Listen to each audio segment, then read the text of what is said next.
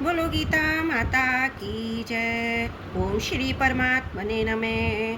तृतीय अध्याय 17वां श्लोक। यस्य त्वात्मरतिरेविषया दात्मतृप्त स च मानवः आत्मन्येव च संतुष्टश्च तस्य कार्यं न विद्यते। मनुष्य जो आत्मा में ही रमण करने वाला है, आत्मा में ही तृप्त, आत्मा में ही संतुष्ट है, उसके लिए कोई कर्तव्य नहीं है। जब तक मनुष्य अपना संबंध संसार से मानता है, तब तक वह अपनी प्रीति इंद्रियों के भोगों से एवं स्त्री पुत्र परिवार आदि से, तृप्ति भोजन अन्न जल से तथा संतुष्टि धन से मानता है। परंतु इसमें उसकी प्रीति तृप्ति संतुष्टि ना तो कभी पूर्ण ही होती है और ना निरंतर ही रहती है। कारण कि संसार प्रतिक्षण परिवर्तनशील जड़ और नाशवान है तथा स्वयं सदा एक रस रहने वाला चेतन विनाशी है। तात्पर्य है कि स्वयं का संसार के साथ लेश मात्र भी संबंध नहीं है। अतः स्वयं की प्रीति तृप्ति संतुष्टि संसार से कैसे हो सकती है। किसी भी मनुष्य की प्रीति संसार में सदा नहीं रहती, यह सभी का अनुभव है। विवाह के समय स्त्री और पुरुष में परस्पर जो प्रीति आकर्षण प्रतीत होता है, वह एक दो संतान होने के बाद नहीं रहता। कहीं कहीं तो स्त्रियां अपने वृद्ध पति के लिए यहाँ तक कह देती हैं कि बुढ़ा मर जाए तो अच्छा है। भोजन करने से प्राप्त तृप्ति भी कुछ भी समय के लिए प्रतीत होती है।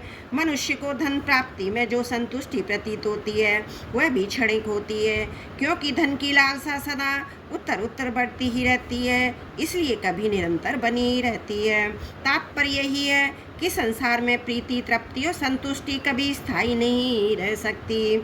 मनुष्य को सांसारिक वस्तुओं में प्रीति तृप्ति और संतुष्टि की केवल प्रतीत होती है, वास्तव में होती नहीं। अगर होती तो पुनः अरति अतृप्ति और असंतुष्टि नहीं होती।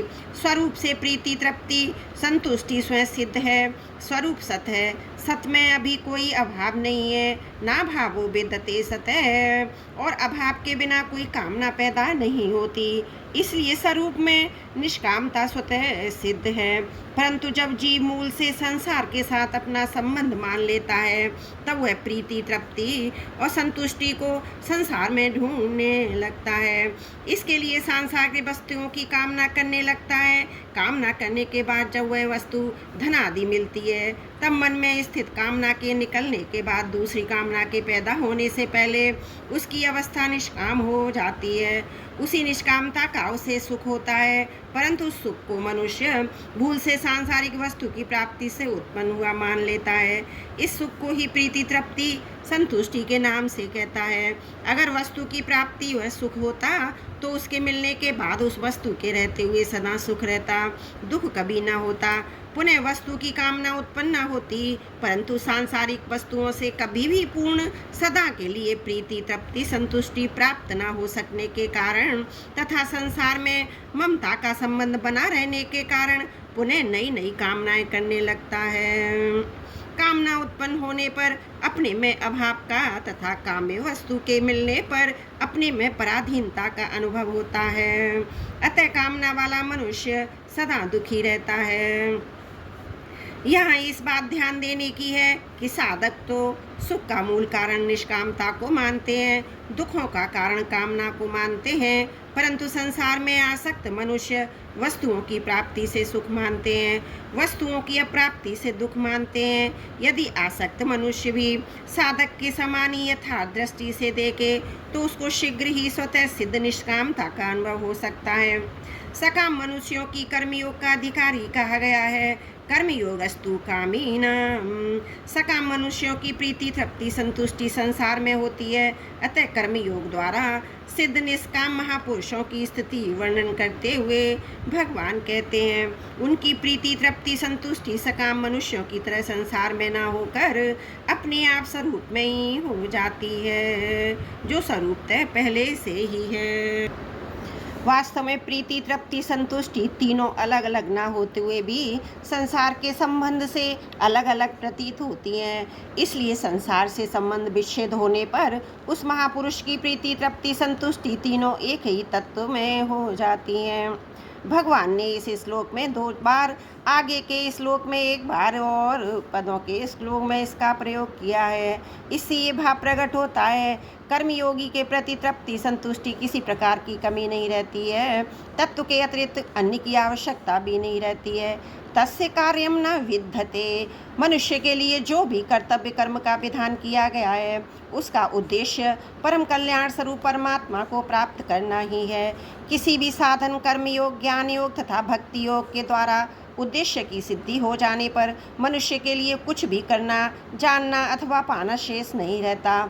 जो मनुष्य जीवन की परम सफलता है, मनुष्य के वास्तविक स्वरूप में किंचित मात्रा भाव न रहने पर भी जब तक वह संसार के संबंध के कारण अपने में अभाव समझकर और शरीर को मैं तथा मेरा मानकर अपने लिए कर्म करता है, तब तक उसके लिए कर्तव्य शेष रहता ही है। परंतु जब वह अपने लिए कुछ भी न करने के दूसरे के लिए अर्थात शरीर, इंद्रियां, मन, बुद्धि, प्राणों के लिए, माता पिता, स्त्री, पुत्र, परिवार के लिए, समाज के लिए, देश के लिए, जगत के लिए संपूर्ण कर्म करता है, तब उसका संसार से संबंध विच्छेद हो जाता है। संसार से सर्वदा संबंध विच्छेद होने पर उसका अपने लिए कोई कर्तव्य शेष नहीं रहता। कारण की स्वरूप में कोई भी क्रिया नहीं होती। जो भी क्रिया होती है संसार के संबंध से ही होती है, सांसारिक वस्तु के द्वारा ही होती है। अतः जिनका संसार से संबंध है उन्हीं के लिए कर्तव्य है। कर्म तब होता है जब कुछ ना कुछ पाने की कामना होती है और कामना पैदा होती है अभाव से। सिद्ध महापुरुष में कोई अभाव होता ही नहीं, फिर उनके लिए करना कैसा। कर्मयोग के द्वारा सिद्ध महापुरुष की रति, तृप्ति, संतुष्टि जब अपने आप में ही हो जाती है, तब कृत कृत्य, ज्ञात अज्ञात्या और प्राप्त प्रातव्य हो जाने से विधि निषेध से ऊंचा उठ जाता है। यद्यपि उस पर शास्त्र का शासन नहीं रहता, तथापि उसकी समस्त क्रियाएं स्वाभाविक ही शास्त्रानुकूल तथा दूसरों के लिए आदर्श होती हैं। यहाँ तस्य कार्यम न विद्यते पदों का अभिप्राय है कि उस महापुरुष से कोई क्रिया होती ही नहीं। कुछ भी करना शेष न रहने पर भी उस महापुरुष के द्वारा लोक संग्रह के लिए क्रियाएं स्वतः होती हैं। जैसे पलकों का गिरना उठना, श्वासों का आना जाना, भोजन का पचना आदि क्रियाएं स्वतः प्रकृति से होती हैं, ऐसे ही उस महापुरुष के द्वारा सभी शास्त्रानुकूल आदर्श रूप क्रियाएं भी कर्तव्य अभिमान न होने के कारण स्वतः होती हैं। पर शिष्ट भाव में कर्मयोगी निस्वार्थ भाव से संसार की सेवा के लिए संपूर्ण कर्म करता है। जैसे गंगा जल से गंगा का ही पूजन किया जाता है, ऐसे ही संसार से मिले शरीर, इंद्रियां, मन, बुद्धि और अहम को संसार की ही सेवा में लगा देने से चिन्मय स्वरूप शेष रह जाता है। इसलिए उसकी प्रीति, तृप्ति, संतुष्टि स्वरूप में ही होती है। सांसारिक की विधि और निषेध दोनों वास्तव में निषेध ही हैं, क्योंकि ये दोनों ही यहाँ नहीं रहते। इसलिए संसार से संबंध विच्छेद होने पर कर्मयोगी के लिए कोई विधि निषेध रहता ही नहीं। तस्य कार्यम न विद्यते। त्रुटियों के लिए क्षमा प्रार्थी हूँ। वसुदेव सुतं देवं कंस चारुण मर्दनम देवकी परमानंदम कृष्णं वंदे जगद्गुरुम्।